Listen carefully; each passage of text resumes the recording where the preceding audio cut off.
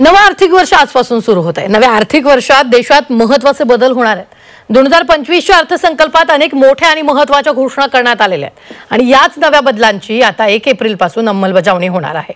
Tax पासून PF पर्यंत काय बदल असणार आहेत पाहूया।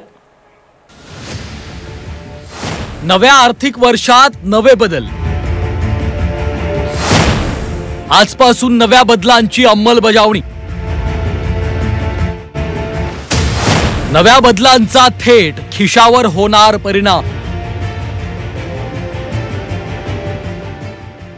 आजपासून नवं आर्थिक वर्ष सुरू झालं। या नव्या आर्थिक वर्षासोबत काही नवे बदलही होत आहेत। हे बदल आपले बँक खातं, टॅक्स, पॅन आधार लिंकिंग, केवायसी यांच्याशी निगडीत आहे। अर्थमंत्री निर्मला सीतारामन यांनी 1 फेब्रुवारी 2025-26 या आर्थिक वर्षाचा केंद्रीय अर्थसंकल्प सादर केला। यावेळी त्यांनी मध्यमवर्गीयांसाठी आयकरात मोठी सवलत तसंच अनेक बदलांची घोषणा केली होती। ती आजपासून लागू झाली आहे। नव्या कर प्रणालीनुसार 12 लाख रुपयांचं वार्षिक उत्पन्न करमुक्त असणार आहे। म्हणजे 12 लाखांपर्यंतच्या उत्पन्नावर 1 रुपयाही टॅक्स भरावा लागणार नाही। वापरात नसलेली यूपीआय आयडी बंद होणार। गेल्या 12 महिन्यांपासून वापरात नसलेली यूपीआय आयडी बंद केली जातील।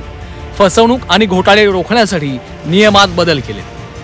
पॅन आधार लिंक नसलेल्या कोणालाही 1 एप्रिल पासून लाभांश पेमेंट मिळणार नाही।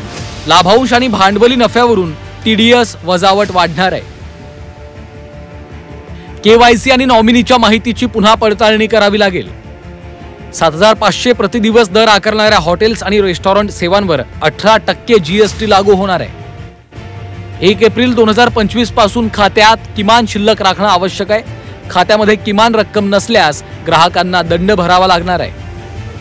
50,000 रुपयांपेक्षा जास्त चेक पेमेंटसाठी पूर्व नोंदणी तपशील द्यावा लागेल। मोदी सरकारनं यंदाच्या अर्थसंकल्पात अनेक बदल केले, त्यामुळे येत्या आर्थिक वर्षात हे बदल अंगीकारणं गरजेचं आहे। देशातील करोडो नोकरदार करदात्यांना नव्यानं लागू होणारे आयकर नियम आता लक्षात ठेवावे लागतील। ब्युरो रिपोर्ट, झी 24 तास, मुंबई।